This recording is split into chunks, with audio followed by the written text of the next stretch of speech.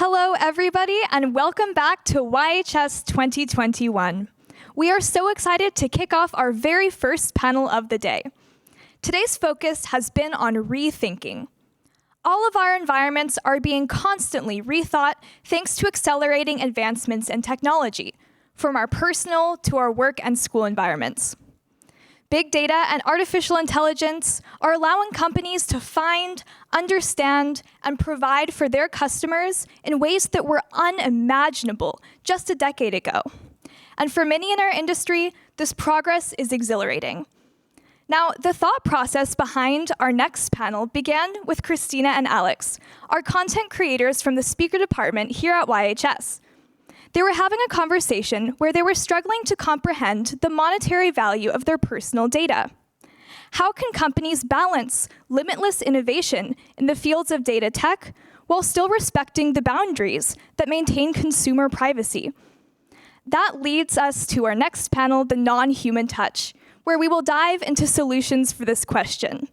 Now, before I forget, everybody, once you have a question during the panel, do not hesitate to put it into the chat box, because once the Q&A session starts, you will no longer be able to submit questions, so once it comes into your head, put it into the chat.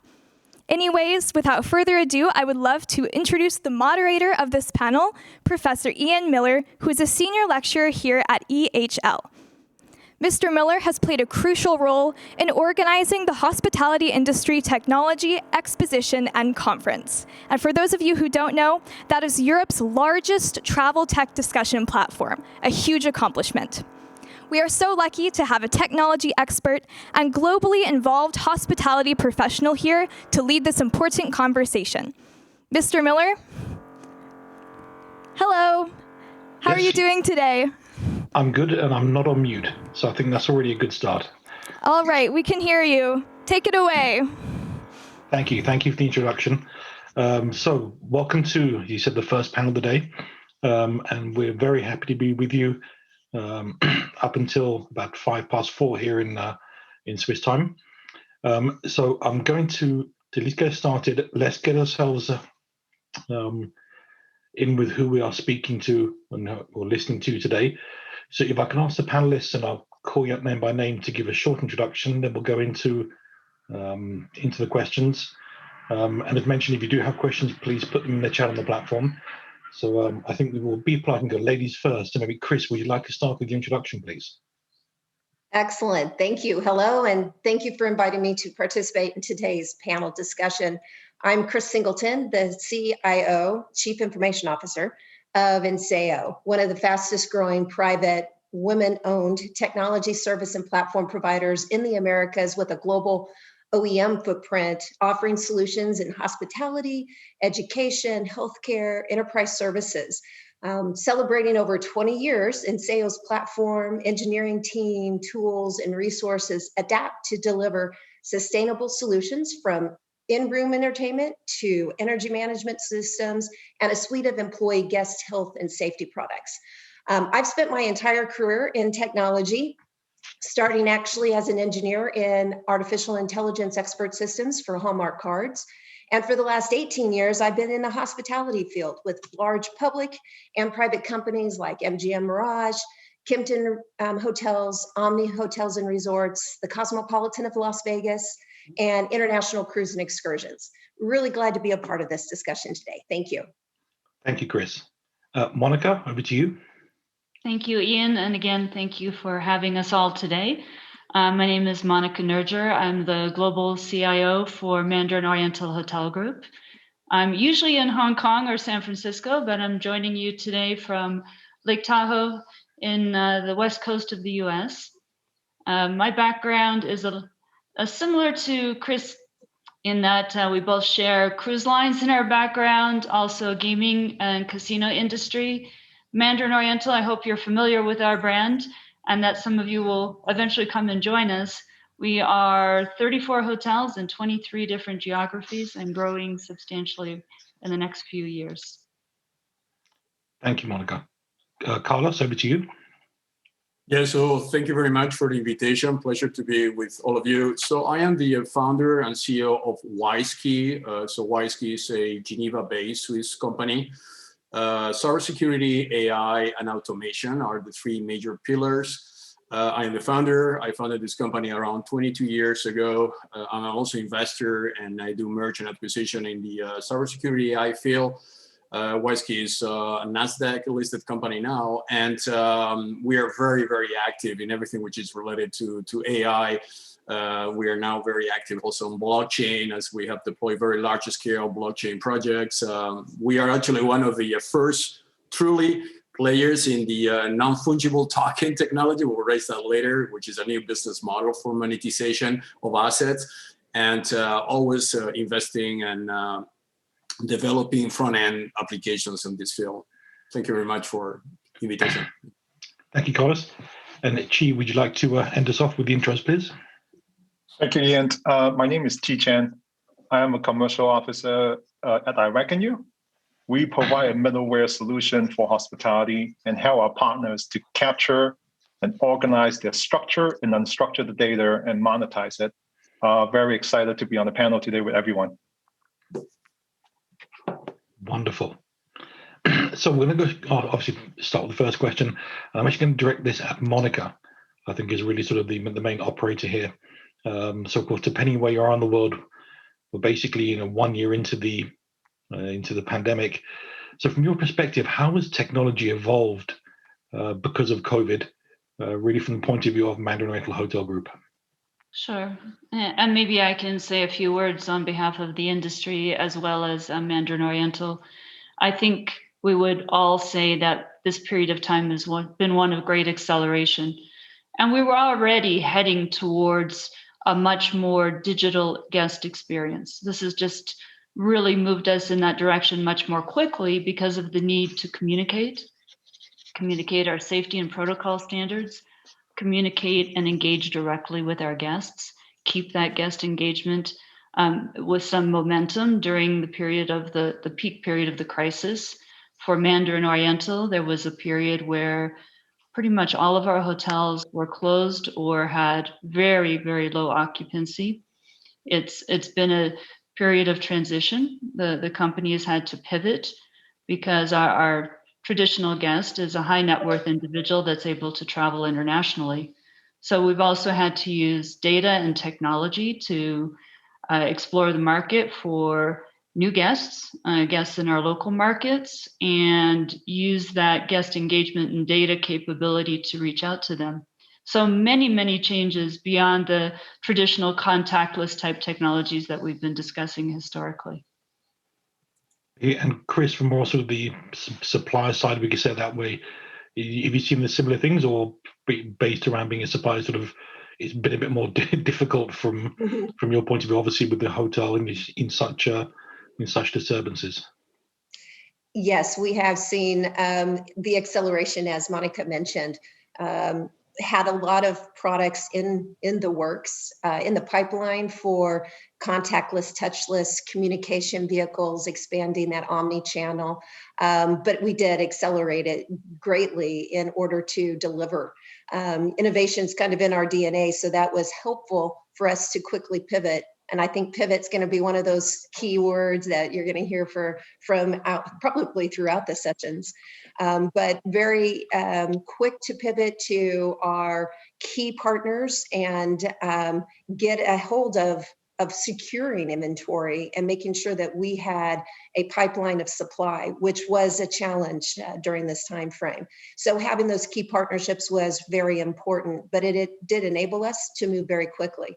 I think we had a renewed focus and concentration on contactless, and also vehicles, as I mentioned, for the communication, to provide a way to explain what the properties were doing for safety and also the security of the guest, but not only the guests, of the employees as well. So acceleration, communication, key.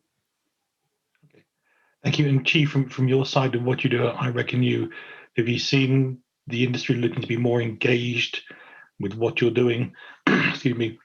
So the whole sort of service bus middleware areas, having better discussions round about generally the technology stack and data? Yes, a large acceleration, similar to Chris mentioned, contactless and all this, but more so is a larger company focused on the data, the information they have. How can they stitch the information together to engage customer to the meaningful level? The other thing we have started seeing is also some policy changes. I know the technology accelerating, but also we start seeing a larger policy has changed. Some legacy policy, for example, change fee for the airline, cancellation fee, which we now we're also adjusting some of the technology output to support some of the policy and also new experiences. Some hotels offering day pass, they offering voucher. You can pay now and fly later, or even stay later within 6 months or a year. Which we're seeing a lot of changes, not just from the traditional technology, but also new experience to support our partners. Okay. Thank you. I'm actually going to just when I jump back to Monika, actually, just with a follow-up question, because it's interesting when you mentioned it, and obviously industry, you said it's been very much about, because of COVID, about the guest experience, obviously engaging with new guests. Do you think going forward that will still be a focus of the industry, or we may shift and look at more on how technology can help us to reduce costs? I think short term, we all need to recover from what we've experienced, and that may take some time. And absolutely cost reduction, it's a bit of a lever, and we're going to talk about that when we discuss data, because the cost of data acquisition and securing that data is also a significant investment for our industry. So I think it's a bit of both. But I think the focus is very much going to be on the investment to engage with the customer and customer acquisition. Okay, thank you. Just on this video, on the opening question, then we'll move on. Maybe there's Carlos, who you have yet to speak to us. One thing that we've heard a lot is, the industry saying, we want to get back to normal, and obviously we understand the frustration of hotel operators and restaurateurs, especially countries like France and Germany, where it close, open, close. Normally when we operate hotels, we open them and then they stay open. But I think nowadays hotel operators are becoming experts in closing hotels as well and reopening them. But do you think these, Monika, you mentioned all the contactless solutions in a way the industry had to react to, will those just become the new normal? Or do you think we will really go back to how we were before? So I think you said the key word, which is reactive. We've had to react to market conditions. And again, a lot of that focused on reassurance and safety and trying to manage through the complexity of a pandemic until the vaccination programs are more broadly distributed. But I think we are at a tipping point where there is no new normal. And I know we're going to talk about this more as it relates to data, but it's a bit of the perfect storm. So what we're seeing is all of the complexity in data privacy and regulations, which will only become more complex, a shift in customer sentiment around who owns my data, 2 decades of hoteliers investing billions of dollars to get the data right, and we haven't, and new technologies that are emerging to help us to do that. So the technology stack that we have today doesn't support that. In fact, what it does is it almost ensures that somewhere along the journey, we're going to get something wrong. We're going to get a spelling wrong. We're going to get an address wrong. We'll get an email address incorrect, no matter how many times we've engaged with you. And we're exposed. We're exposed more than ever from a cybersecurity perspective.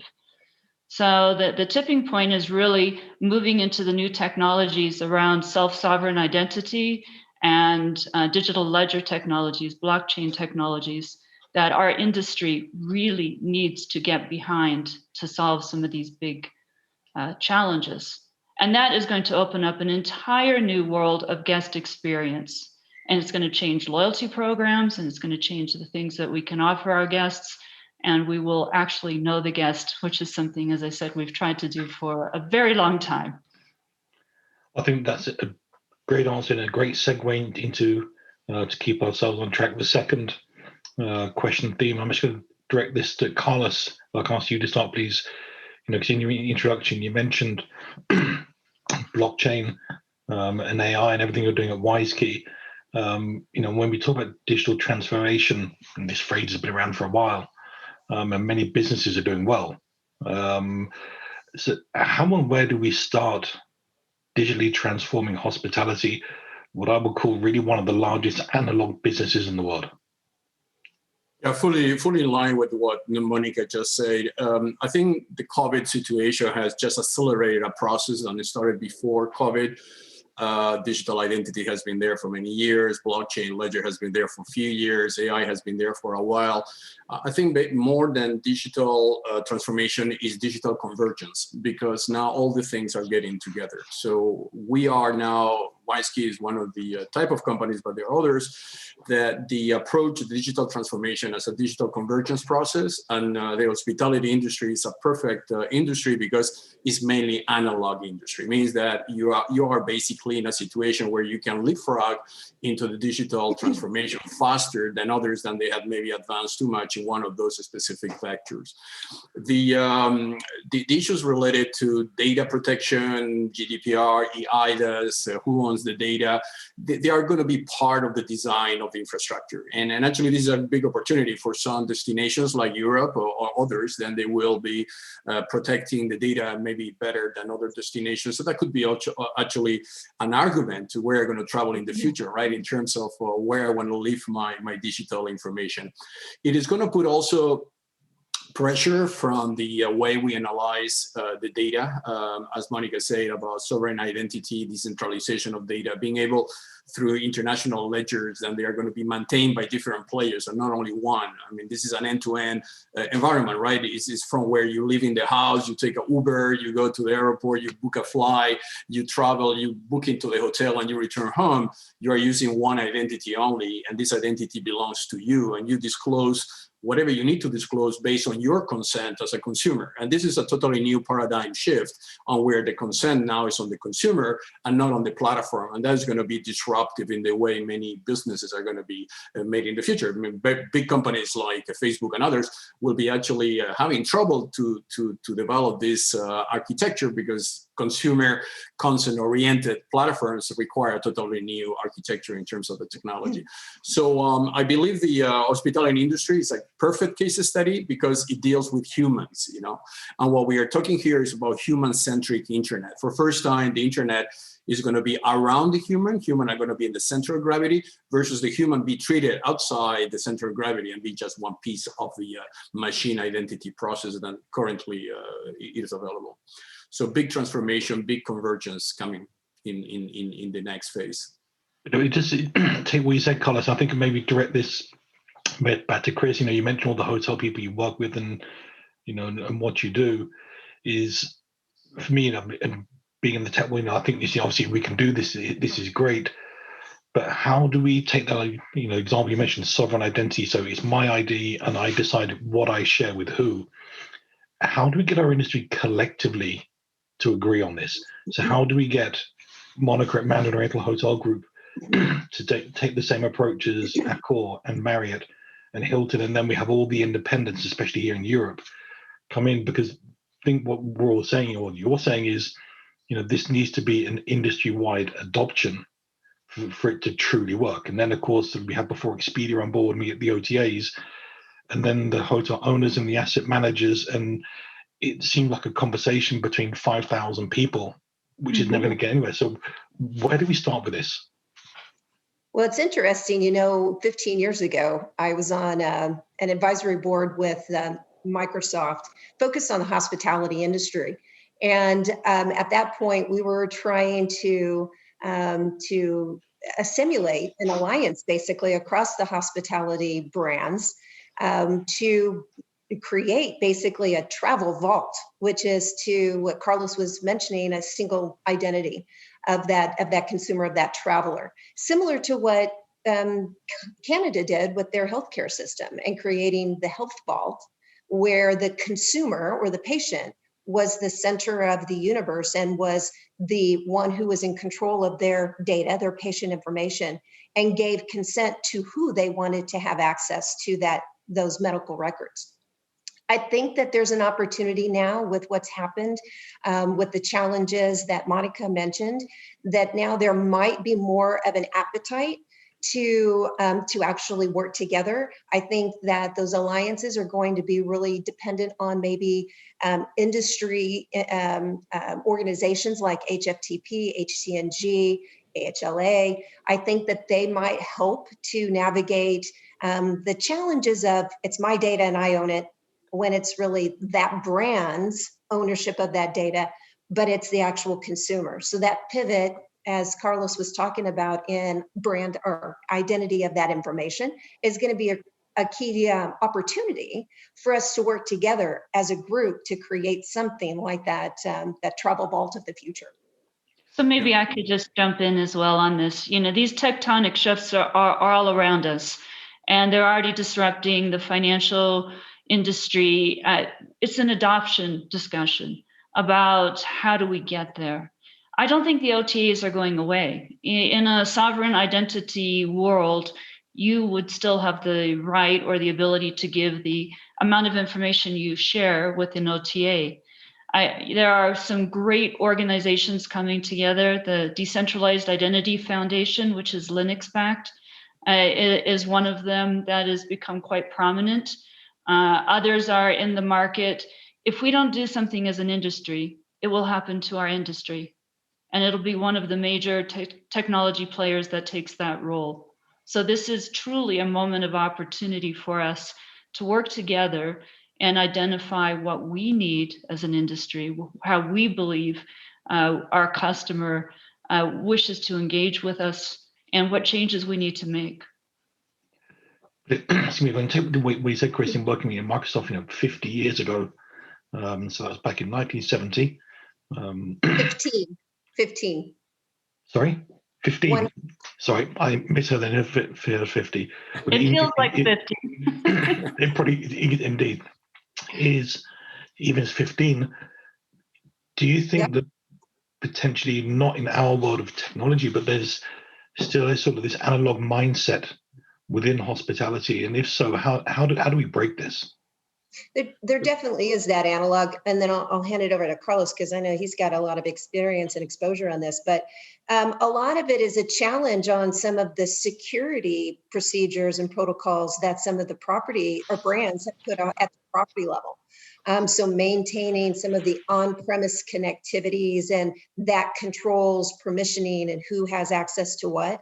And so I think that that's one of the challenges that they're going to have to overcome and be comfortable with the reliability, the compliance, and the security of cloud-based solutions, but also enabling the high reliability of endpoint management and edge computing, and how you can handle those endpoints very securely at the point of consumer interaction, but yet have the analytics that she talked about at the cloud level, doing all of the number crunching, but deliver those actions and decisions that need to happen at the endpoint.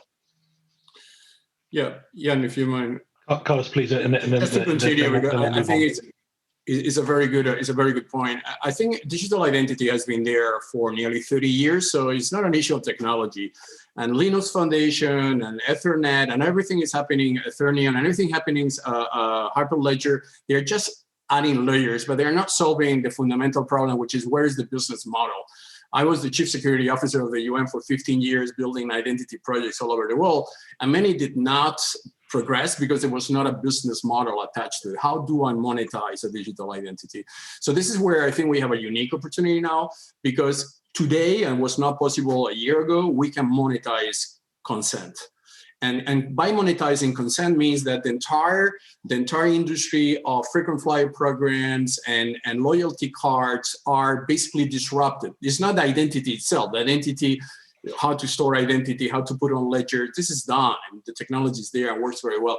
It is actually the incentivization of me as a consumer to say, I want to travel to Mandarin. I want to disclose that I play golf and I like water ski, but Mandarin doesn't need to know where I live, who my kids are. This is my PII, personal identifiable information, and I want under my control And I don't want to share that with anybody because nobody needs to know that.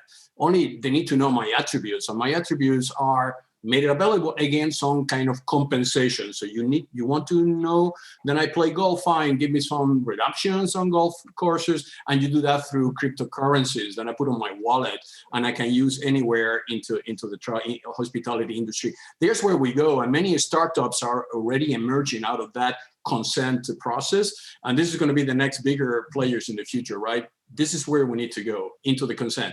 Identity is not an issue anymore. Identity has been there. I use my identity every day. I vote with my identity in Switzerland, right? So identity has been there, and they're very solid. What we need is to develop the hospitality consent industry and bring all these players together to create interoperability between that consent. Okay, thank you, Carson. Take what you said, obviously, you said there are, of course, security concerns. I know there were questions in the session beforehand on this. Cybersecurity and all that is not going to go away. And really kind of the next one, because obviously, consent and, this is all around data. Data is something our industry hasn't been great with. We have struggled, and, Monika, you've reacted at HCNG, and Doug Rice really made one of the pretty best impactful ways of trying to get something structured around how we do data.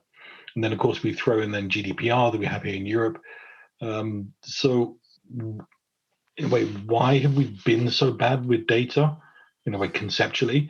And, what steps do we need to take to be better on how we use and exploit data to get what you just said, Carlos? It's about this consent now. It's not about loyalty programs or other. So you want me to answer that, or you? Don't know. Who would like to start on that one? You start, Carlos, and I'll add a few words. So the good news now that AI is able to automate data. Automation of data is the big driver, because AI, less data an AI algorithm needs to analyze, more efficient the AI algorithm is. But the problem with data is that data is unstructured data. It is not trusted. It is not digitally signed, so we don't know if the data is real or not. So all that confuses the AI, and AI is as good as the data you feed into the AI, right? So, for instance, Wyskey is a cybersecurity company. We encrypt data, so the data is always encrypted from the hotel all the way to the cloud. And when it reaches the AI for automation purposes, we digitally sign, so the AI knows that this data comes from Mandarin, doesn't come from somebody else. And that data, it's decapsulated the PII. So we don't need to bring the PII into the data. As I said before, the PII is on the consent of the person, but my data, why not? My data is not associated to who I am. My data is associated to my consent. And that data can be trusted by me if I wish. And that data then is structured in a way that the AI algorithms can perform. I just integrated into Wyskey Arago. Arago is the largest AI company in Europe with one of the largest algorithms, Hero, which is a human learning algorithm, just basically learn from the activity of hotel and reduces the complexity on the operations of the hotel and produces high quality data, which is then digitally signed and secured by Wyskey. So a hacker will always try to hack the data, but what are they going to do? The data is encrypted, it's decapsulated from the PII, and has not the hook into the AI algorithm. So the data is unusable. It's like hacking an anonymous transfer. So you have to add those principles of cybersecurity into that process. Okay, thank you. And Chi, I'm going to move over to you if I may, because obviously we're talking about, I'm going to come back to you, Monika, I'm not ignoring you, but we get the idea of, if we look at this more at what I'll call a hotel property level, and data and the fragmentation, is maybe part of our problem being that we operate so many different systems. We go back to the days of what we call interfacing, of literally taking like an RS-232 cable and putting it between two computers, and then people move over to, now we're talking open APIs and middleware and service bus. So do you think part of the problem is just we've taken this very much this fragmented patchwork approach of using tech in hotels? And what do we need to do to fix that part to maybe enable what Carlos is mentioning to really truly happen? I really truly believe is going back to basic, right? Priority and alignment. We over the years in hospitality, we have added so many technology, and we moved so many technologies too, right? And it seems like people just follow the trends. I can tell you that the latest trend, if you talk to everybody, they will probably tell you it's AI and it's customer data platform. But if you go back 3 years ago, the customer data platform is called data management platform, which means it just continued to evolve. What we really need to do is really getting back to basic and eliminate data silo. That's why, you need a middleware solution. A middleware solution sits between the on-premise and the cloud to capture and organize your data. Right? It's the key that to manage your consumer data, option, communication centrally. And once you have that, you can take a step further to determine as an organization how to consume the data and utilize the information to create a value and experience. While you're going back, talk about consents and all this, I can tell that half of the probably hospitality company in the market probably still cannot centralize the consents, which we would love to get to the digital identity. Just one ID can do everything, but I think our focus right now need to be fundamental basic and then align the benefits, articulate that internally, externally, then we can get to somewhere in the near future. And Monika, I'll pass this back to you and maybe pick up on what Chan just said about data silos. From your point of view and with Mandarin Oriental Hotel Group, what initiatives are you looking at and working with to, again, this idea of being more effective and better with data in general? Well, full disclosure, we are an I Reckon You customer. So we have spent many years developing our Guest 360 strategy and integrating data and centralizing data to the extent it made sense. But as I said, we're now in a world where I think the old tech stack mentality that we have had in our industry, where you take many different systems and integrate them and try to centralize the data, is a particularly risky one. And that relates to the cybersecurity piece, but also the notion that people don't necessarily want our businesses, not just Mandarin Oriental, but in general, to have this information and so much information. And it's not transparent to them. So what's going to change is that level of transparency. GDPR's, California Privacy Act, many different regulations will force the industry to expose what do we have, how do we secure it, and this is what's going to cause the big change in technology. Okay, thank you. Just in terms of time, because we are flying through our time here, I'm actually going to move this next question over to Kris, if I may. And it was actually something that was mentioned a few of the times in one of the previous sessions on revenue management with my colleague Cindy. There's been a lot of talk about automation and in process and hospitality, and how we're very sort of manual and old school and Excel spreadsheets, and the way we love to live. It's always been that way, kind of a thing. Mm-hmm. So do you believe that automation and RPA, so robotic process automation, to automated software basically, will become more of the norm in hospitality?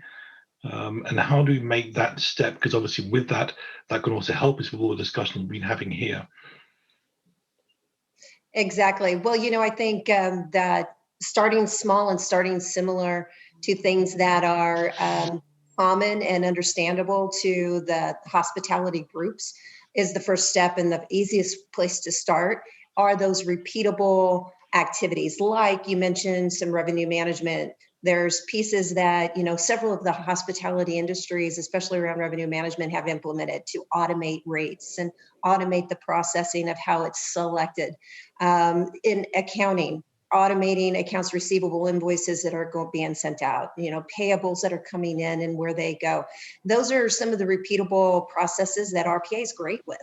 There's widgets galore out there that are providing this AI machine learning RPA capabilities, and that can be easily implemented. That is a starting point, I think, to let them enable the machines to do what they do well, repeatable pieces of information and activity, and then hand off more time to the human to make more value-added decisions. AI machine learning is there to improve and speed up the process. It's not necessarily that it takes it away. it just shifts it to other areas where the human can be more valuable. So I think that's really an important opportunity for us to look at. I think that there are some things that can be done and automated from a cost savings perspective. So we've talked about that total cost of ownership earlier. I think from an operations perspective, more than ever, to control and manage occupancy while it's low or it's closed and then open, having the capability to automate some of the energy management systems and truly actually be able to get the ROI on that are some of the things that will help offset, hopefully, the investment in some of this digital identity capabilities with cost savings from an operational perspective. Thank you. And Monika, is that something you're actively looking at within Mandarin? Oh, several years ago, we actually implemented it, and I can share. It depends what end of the spectrum you're at. I agree with Kris very much. As a starting point, you have to be certain, however, that they are truly repeatable processes. And I think we all know our industry to know that the processes from one hotel to another may vary. And also, don't forget that the cybersecurity tools that we use to protect our systems, one small change, one update in a cybersecurity tool could interrupt your RPA process. So it is definitely an entry point, an opportunity for efficiency, but further down the line, you'll want to do something a little more sophisticated. Carlos, Chan, do you have an opinion on this one? I can give a little bit because we touch on, I really believe human and machine really bring different abilities and strength to the business. I 100% agree with Kris, like a larger process in revenue management, finance can be 100% automated. Just need to make sure monitor the business rule, right? Because machine is faster, more accurate, and consistently rational. And it's really that's what they do. However, machines are not intuitive, emotional, or culturally sensitive, which I think this ability make us human effective, and we need to anticipate what machine or AI means in the relationship to how we think, act, and work to integrate the new technology kind of like strategically into any organization. Okay, and then excuse me, I throw a question back at you, and maybe to Carlos, just as maybe before we move into Q&A. If I'm thinking about the students watching this, and we may have a student thinking, my career path is going to be revenue management and hospitality, and suddenly what we're saying is, well, you're probably going to be replaced by a computer, and then you link this in with the fact that we've always heard it. Hospitality is a people business. What would be your counter arguments to go back and say, yes, it is a people business, but it's also about technology and efficiency and all the things we've spoken about. How do we break down that very much that ever recurring phrase that we have? I think it's really being different discipline together, right? If you take a look at it, revenue management has been very focused on forecasting, demand, pricing. But in that aspect, you also need to take a look at acquisition. How does revenue management can bring the digital team, the e-commerce team into the picture to drive the full engagement with the customer? Right? It's no longer just on the price. Also understand what's the cost to acquire someone through a digital channel, and especially now moving forward without cookie data. How can you demonstrate that instead of just going to OTA, right? Like Monika said, OTA here to stay. They want on the channel. OTA is no different than the GDS, right? Travel agent, they exist for a long time. They don't share any information beside their payment information, guest name. That's it.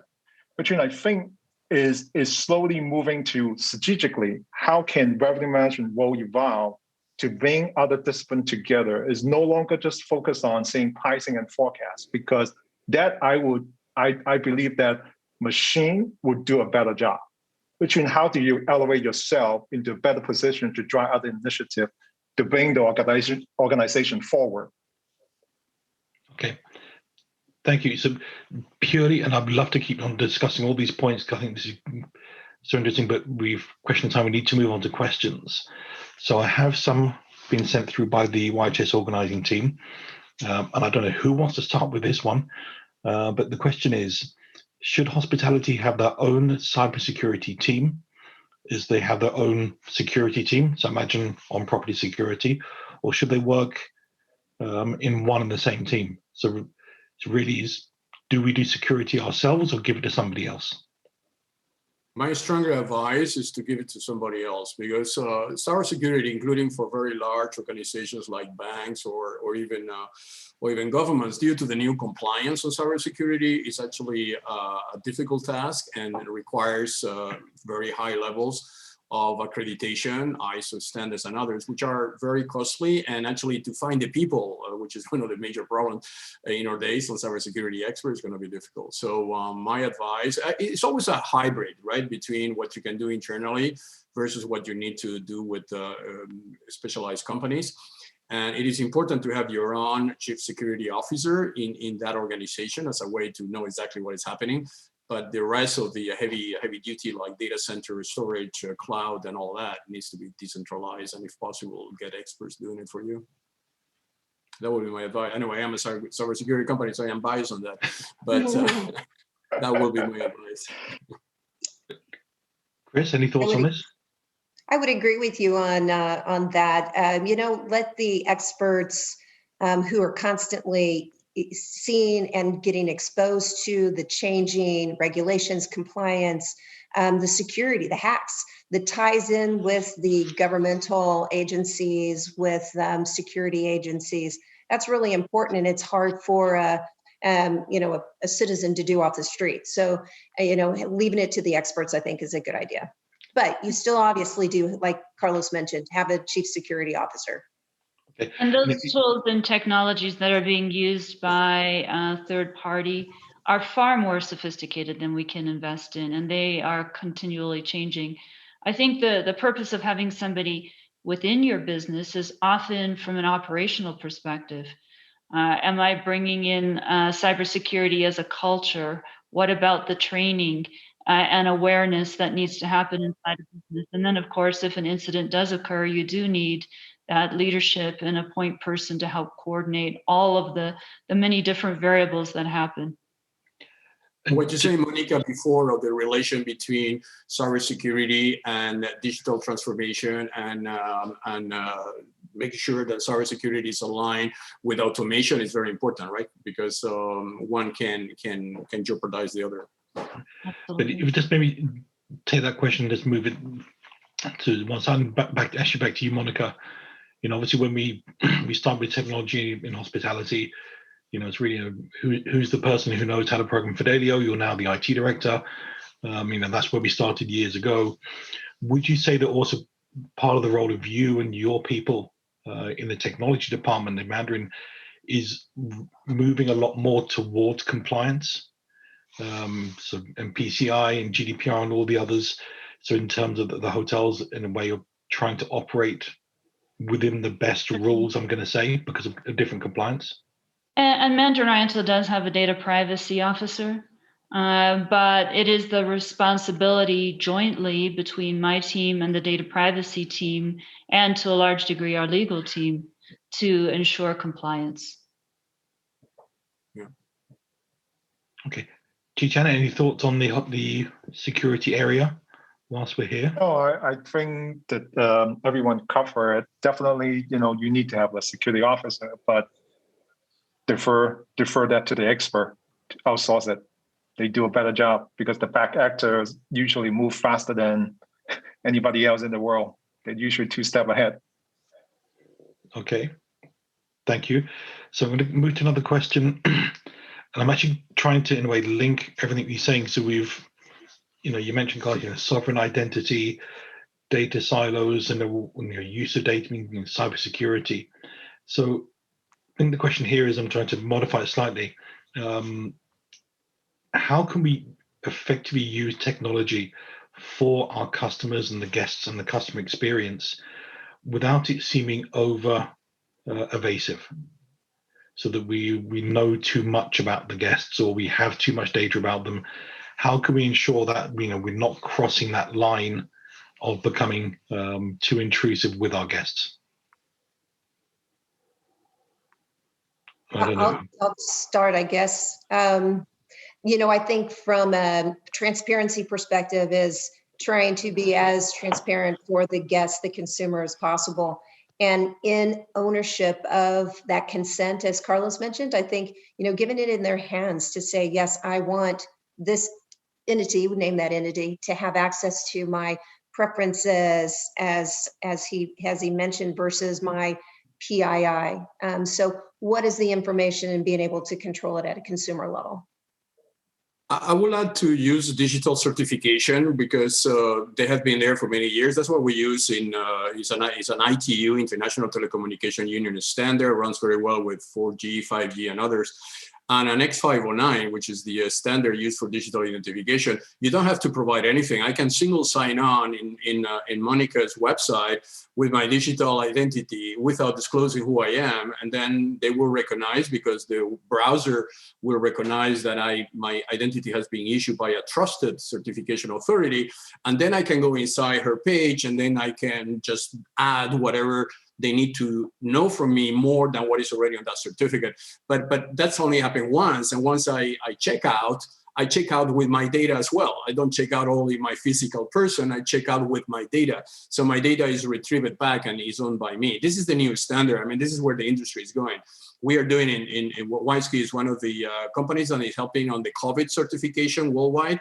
And we have several major deployments, including in Seychelles, which is one of the countries that they're using our technology.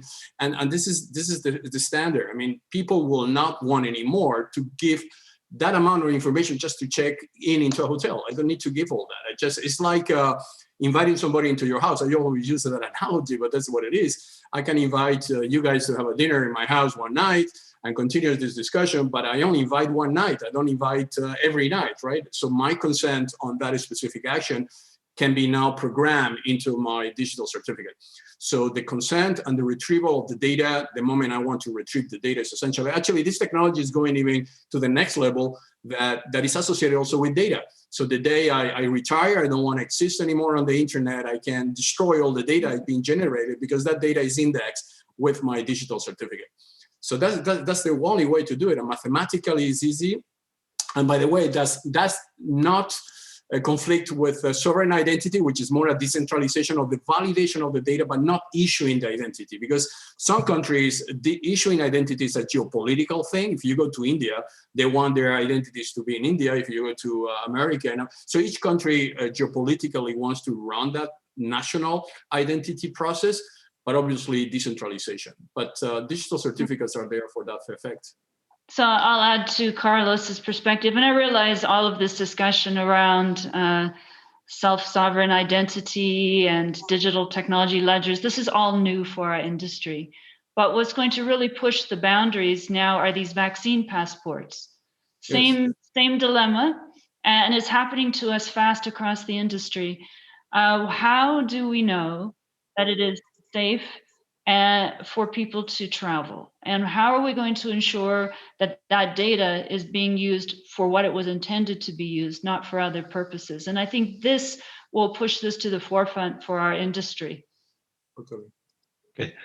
Thank you. Just in terms of time, because we're down to our final 2 minutes. If any of the students who are watching us within YHS and who have hopefully, from my point of view at least, been considering a career in hospitality technology, if you could give them one very short piece of advice, what would it be? I'll start. If you love people and you love technology and you love to see the world, you could not choose a better career in your life. I would say, understanding and having that expertise of the technology is great, but you'll accelerate your career by understanding the business model, how the business makes money. And you will quickly be able to accelerate through your career path by having that combination. Chan? Oh, sorry, Chan. Definitely, if you love travel and connection with people, this is the industry to do it.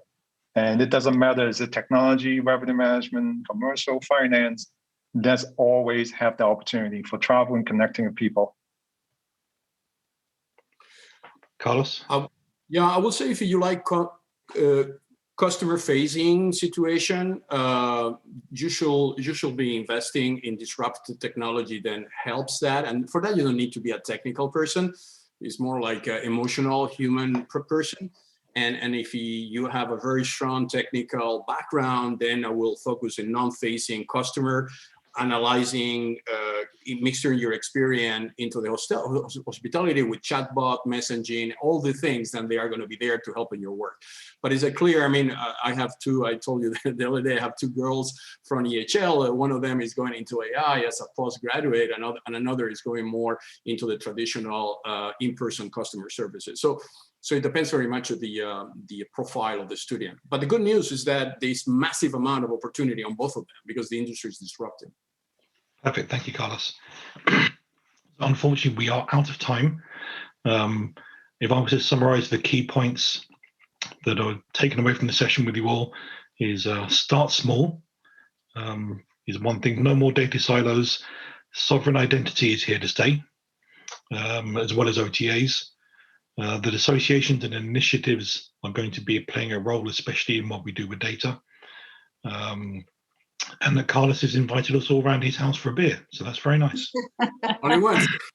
Only one, of course. Only one. And then I usually as our time is done, I'd just like to thank all of you. Chan, Carlos, Monika, Kris, thank you so much for being a part of this. I'm sure it's greatly appreciated by all the attendees and all the students. And again, hopefully we've inspired them to keep looking at tech, get involved in hospitality technology, because it is a great part of our industry and one that is only going to grow going forward. So thank you for being part of YHS Global. Thank you. Thank you so much. Thank you, everybody. Thank you. Thank you. Be safe. All right, thank you so much to our wonderful panel. As a spectator, I just want to say that it was really cool to see how the synergy of ideas actually got flowing between you all, and we could really feel like we were present for advances happening in the industry. I have so many thoughts that I wrote down for really cool comments that I liked, but we don't have time to go over all of it. So I just want to mention a highlight. I really, really liked the thought that Ms. Singleton had about making a traveler profile like the Canadian healthcare system, where we can keep traveler data and how consumers can really take control of their own data. I thought that was really cool. Did you have a highlight, Sandy?